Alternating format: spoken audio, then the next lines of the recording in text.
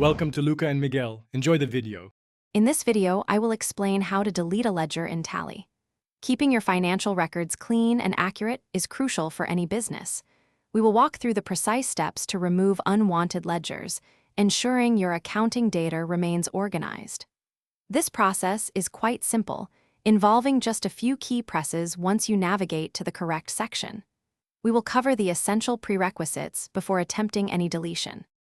To begin, open your Tally application and navigate to the gateway of Tally. From there, you will select Accounts Info if you are using an older version, or simply Alter in Tally Prime.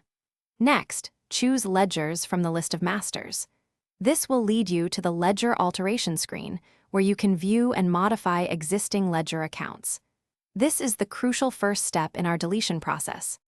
Once you are on the Ledger Alteration screen, a list of all your created ledgers will appear.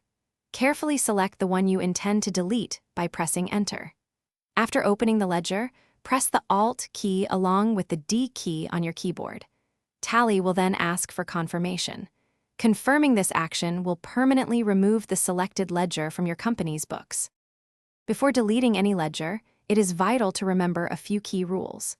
Tally will not allow you to delete a ledger if it has any associated accounting vouchers.